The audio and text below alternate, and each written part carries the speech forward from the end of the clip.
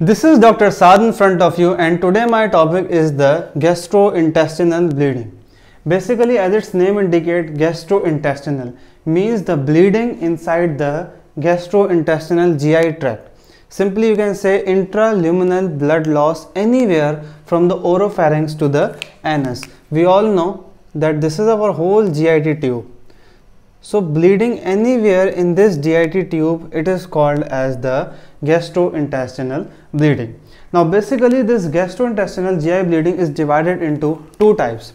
Number first is the upper GI bleeding, and the second is the lower GI bleeding. Now this upper and the lower GI bleeding, we have divided this on the basis of the anatomical you can say landmark. There is an anatomical landmark that is basically, here you can see, for example, this is your esophagus ending here. Here I am not drawing the stomach right now. You can say this is your duodenum and this is your jejunum.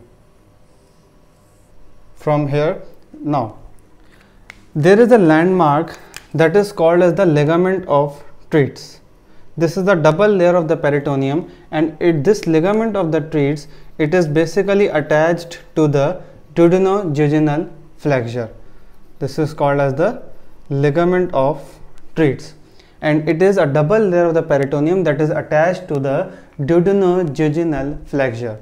Here the duodenum and the jejunum, here duodenum ends and here the jejunum starts. So this is the landmark that is dividing the upper and the lower GI bleeding. So how you will define the upper GI bleeding? After this landmark, that the GI bleeding occurring above the ligament of the Treats, it is called as the upper GI bleeding. So the upper GI bleeding is the bleeding occurring above the ligament of Treats. This is the upper GI bleeding, and the lower GI bleeding is the GI bleeding that is occurring below the ligament of the Treats. This is the anatomical landmark. Now in this lecture we will be discussing detail about the upper GI bleeding, the symptoms, the causes, the management of the upper GI bleeding, and later on we will be discussing the lower GI bleeding. So first of all, let's discuss the upper GI bleeding in detail. First of all, this upper GI bleeding, what are the symptoms of the upper GI bleeding? That how the patient will present to you.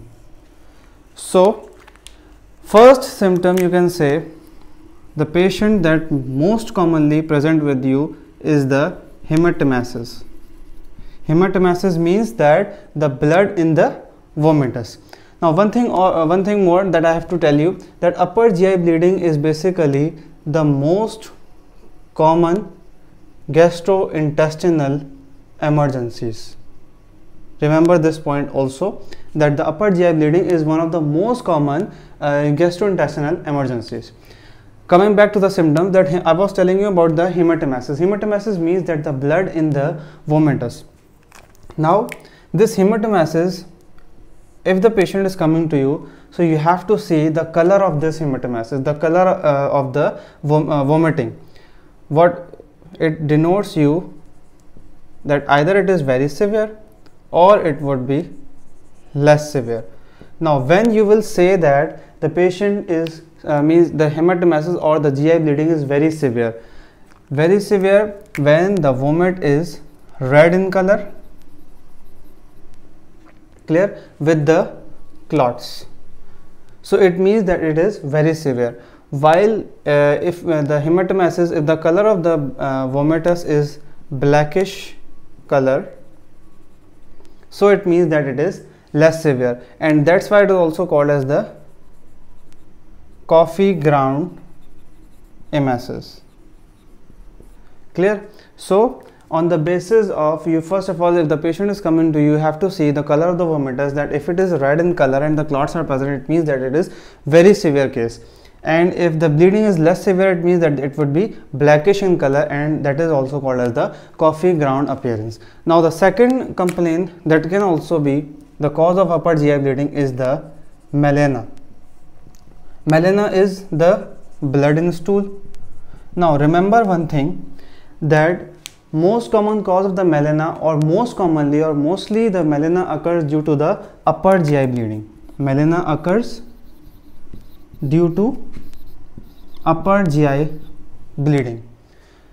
Melena can also occur due to the lower GI bleeding, but mostly the melena occurs due to the upper GI bleeding. So in this case, first of all, if the patient is coming to you with the blood in the stool, so you have to rule out the upper GI bleeding first. That I will tell you in the lower GI bleeding when we will be discussing that, but here I have to tell you that if the patient is coming to you with the blood in the stool, so you have to rule out the upper GI bleeding also. Clear? So these are the two main symptoms that the patient will be presenting to you. Now after that, we have the causes of the upper GI bleeding. Very important, one of the most common cause is the peptic ulcer disease. This is the most common cause of the upper GI bleeding. Remember this. Clear? Now why the peptic ulcer disease occur? You all know we have discussed peptic ulcer disease in very detail. Mainly two main causes, the NSAIDs and the H. pylori. So this is the most common cause. Remember this, it is the MCQ's point of view. Then we have the gastric erosions. Gastric erosions in those patients taking a lot of NSAIDs and alcohols, so they can also have the gastric erosions, which may lead to the bleeding, and it may present to you with the upper GI bleeding. Then we also have the diaphragm lesions. Diaphragm lesions, that is the basically these are the arteriovenous malformations are there, due to which certain malformations are present, due to which the bleeding occurs. That is the arteriovenous malformations. Then we can also have the Mallory Weiss tears. This we have also discussed in detail previously, that what happens when there is vomiting against the closed glottis. When the vomiting occurs against the closed glottis, so there are the tears, longitudinal tears, they occur in the esophagus, and that tears results in the vomiting. That tears results in the bleeding, upper GI bleeding. So vomiting occur against the closed glottis, severe vomiting is occurring, so this lower part of the esophagus, there will be longitudinal tears present, and that will be resulting into the bleeding in the chronic cases. So these are the Mallory Weiss tears. Then we also have the aortoenteric fistulas. Sometimes what happens that these are certain rare causes. Most common causes, the peptic ulcer, gastric erosions. So aortoenteric fistulas is basically the fistula that is developing between the aorta and the anterum. Anterum means intestine. Here you can consider it as a duodenum. So when this configuration is developed, fistulas develop, obviously they will be leading to the GI bleeding. Clear? So these are the main causes of the upper GI bleeding, which includes the peptic ulcer disease, gastric erosions, diaphragm lesions, Mallory Weiss tears, aortoenteric fistulas. Now we are moving on towards the management. This is a very important part means of this lecture, the management of the upper GI bleeding. Okay, before management, I would like to tell you some point, that is there is a scoring system basically, that is called as the Blatchford scoring system. Blatchford scoring system.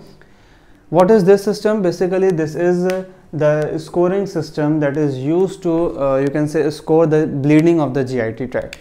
So there are 0, 1, 2, 3, 4, 5, 6, like these scores are present, and this denotes the severity of the bleeding.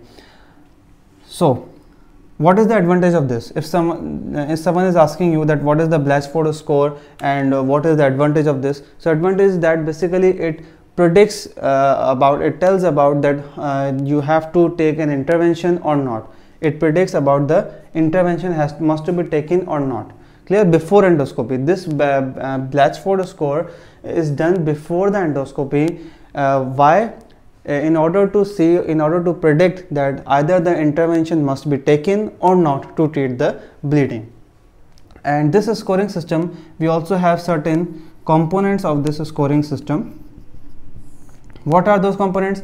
You will see the urea levels, you will see the hemoglobin levels in males and females both.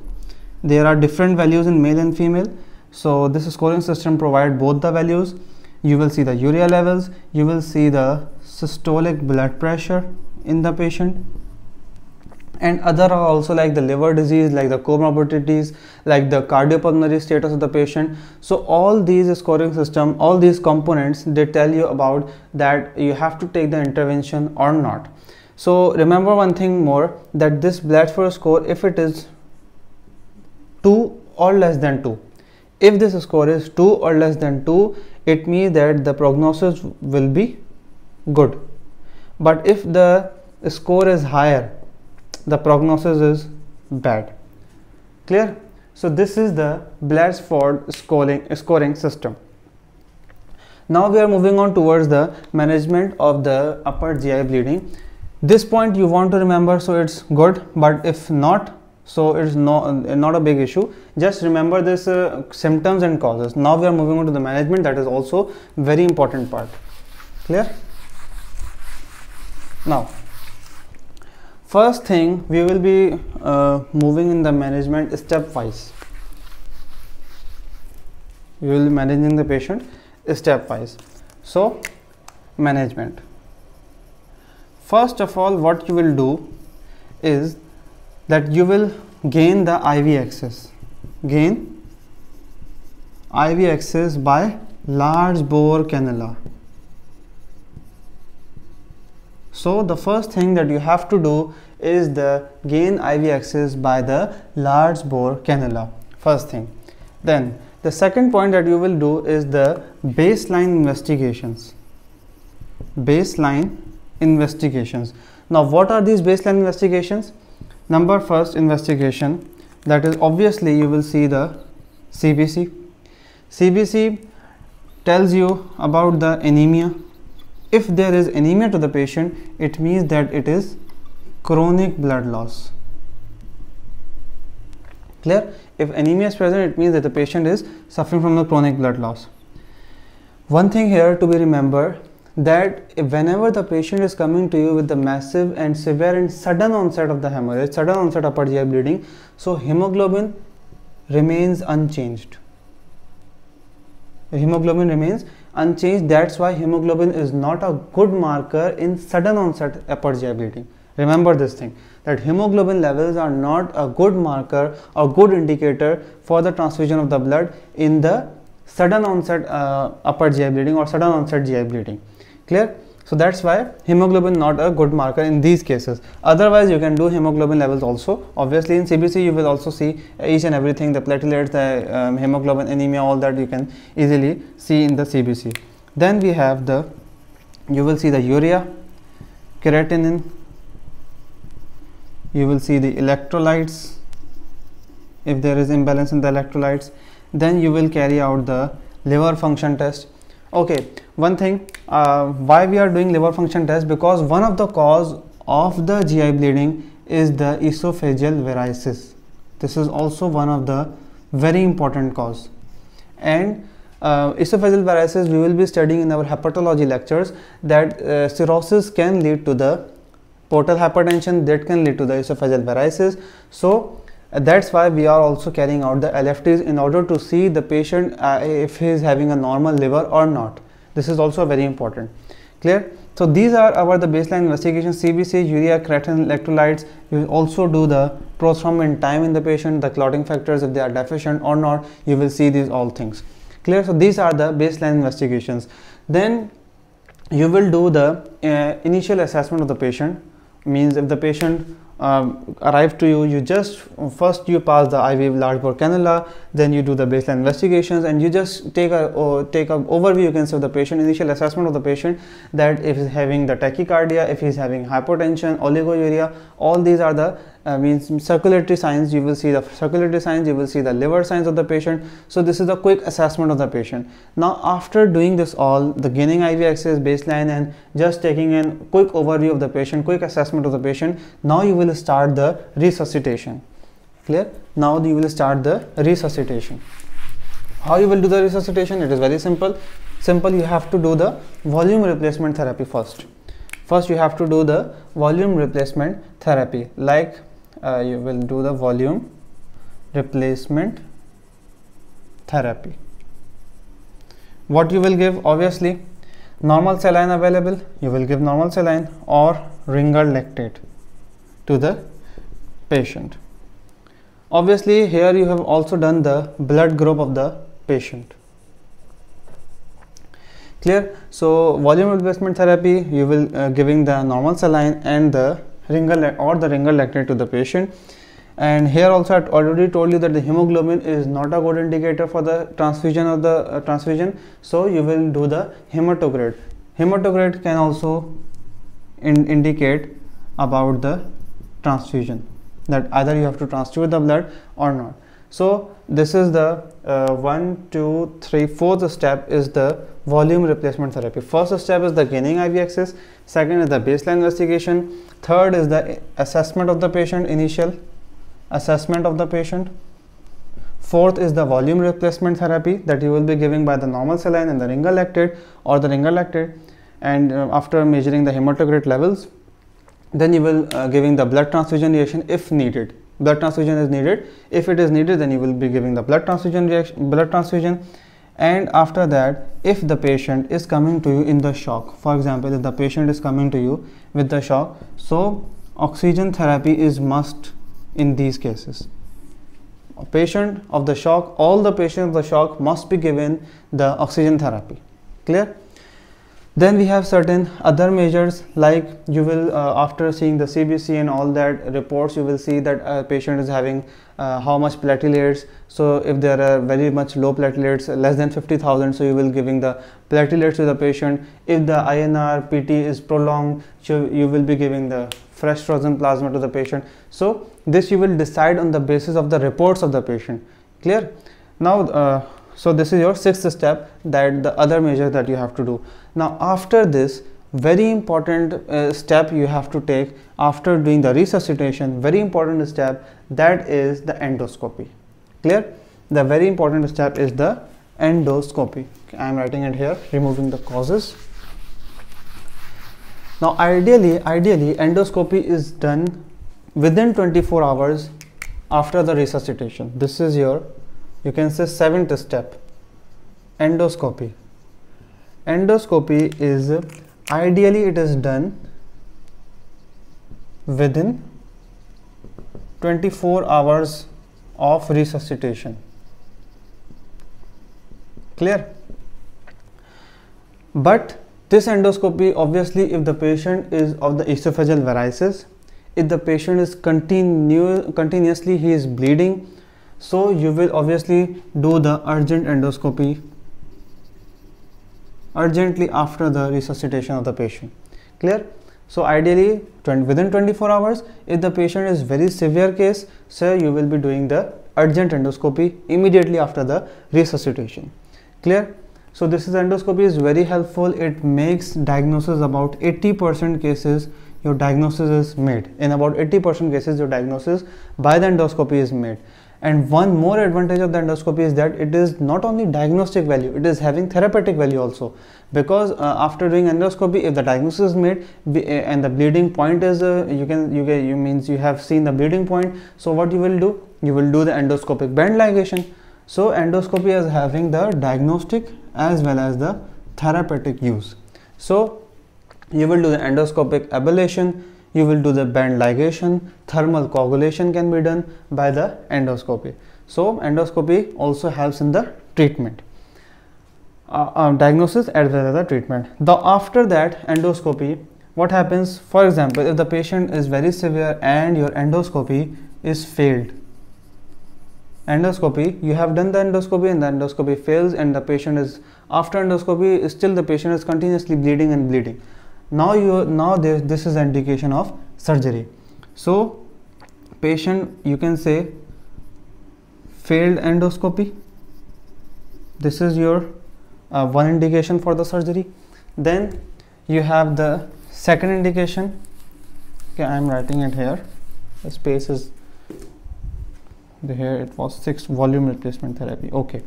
Here, failed endoscopy. If the patient is elderly and he comes to you with the rebleeding, after doing endoscopy, he comes to you with the rebleeding once, means he has rebleed once, so you will do the surgery. But in the younger patients, if he has rebleeding twice, now you will do the surgery. So basically these are three indications of the surgery. If it is failed endoscopy, elderly patients rebleeding once, younger patients rebleeding twice, you will do the surgery. Now surgery, it depends that which type of surgery is done, depending upon the patient's status, depending upon the patient's age and all these criteria. So you have to see that which type of surgery. Surgery may be wide local excision, you can also do.